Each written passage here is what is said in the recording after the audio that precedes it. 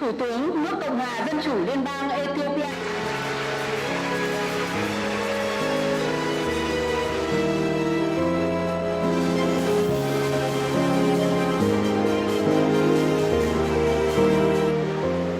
Your Excellency Pham Minh, Prime Minister of the Socialist Republic of Vietnam, Your Excellency To Lam, General Secretary of the Communist Party of Vietnam, Your Excellency Amina Mohammed, Deputy Secretary General of the United Nations, distinguished delegates, ladies and gentlemen.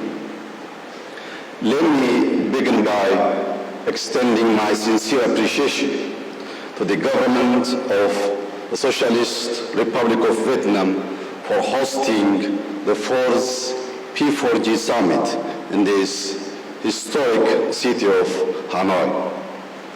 Prime Minister Pham Minh, I commend you for your distinguished leadership and Vietnamese continued commitment to our global partnership. While much has been said about the threats posed by climate change and underdevelopment, meaningful progress toward sustainable development and climate resilience remain limited. Today, we are confronted with a critical choice: to pursue a path of practical, inclusive action that addresses the needs of the most vulnerable, those who overly endure the devastating consequences of climate change. Ethiopia, aligned with the 2030 Agenda for Sustainable Development and the African Union Agenda 2063, has charted an ambitious course towards achieving net zero emissions and building a climate-resilient economy by 2050. This ambition has been translated into concrete policy measures reflected in our national development plans and further operationalized through green strategy and initiatives. A prime example is our Green Legacy Initiative, under which we have planted 40 billion seedlings since 2019. At the world's largest afforestation program, it annually mobilizes more than 20 million citizens across the country. The initiative aims not only to expand forest cover, but also to enhance food and nutrition security through increased fruit tree planting, restore degraded landscapes, and promote soil and water conservation. Between 2019 and 2023 alone, we have increased our forest coverage by a remarkable 6.4%. In power, we are making significant investments to expand and diversify our renewable energy portfolio. Currently, Ethiopia derives 98% of its energy from hydropower, wind, and solar sources. The Grand Ethiopia Renaissance Dam stands as a symbol of our commitment to sustainable development, delivering social, economic, and environmental benefits both nationally and across the region. To further translate policy into climate-resilient action, we have introduced forward-looking reforms in the transport sector, including a ban on the import of fuel-based cars alongside incentives to manufacture and adopt electric vehicles.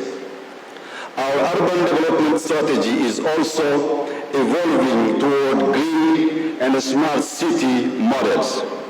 This is particularly evident in the nationwide corridor development program, which aims to transform urban and rural centers into sustainable, livable space that enhance the well-being of our citizens.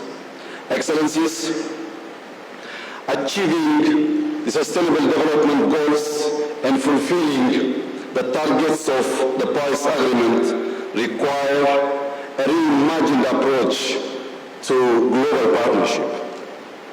Now, more than ever, climate action must be matched with tangible, targeted support for countries most vulnerable to the harsh effects of climate change. In this light, I would like to point out the following 3 action points. First and foremost, we must recognize that adequate, predictable, and sustainable financial resources are the cornerstone of effective climate action. I reiterate Africa's call for 1.3 trillion USD under the new collective quantified goal on climate finance, an amount that represents only a baseline given developing countries' projected needs of nearly 6 trillion USD by 2030. Second, we must significantly scale up investment in energy development across Africa. The continent is home to the world's largest carbon sink and other vital forest ecosystems. To protect these vital resources, we must move away from the current reality where Africa gets only 2% of the world's 60 billion energy investment and work toward reaching 20% by 2030. I urge all stakeholders to collaborate in providing the necessary financing and technology to support energy projects under Africa's development program by 2030. Third, urgent action is needed to combat biodiversity loss, deforestation, and desertification, and to restore degraded lands. We must support local and indigenous conservation efforts, such as the Green Legacy Initiative, by fulfilling financial commitments for biodiversity in developing countries and establishing fair benefit-sharing mechanisms. These programs should also promote alternative livelihoods and enhance agricultural productivity. Finally, I reiterate Ethiopia's commitment to collective action on climate and sustainable development. I also urge P4G members to prioritize cross-regional coordination and address any leadership gaps in climate action. we must set ambitious goals for the 30th COP in Brazil. Let me take this opportunity to commend all members and partners for their shared commitment over the past 7 years. I thank you.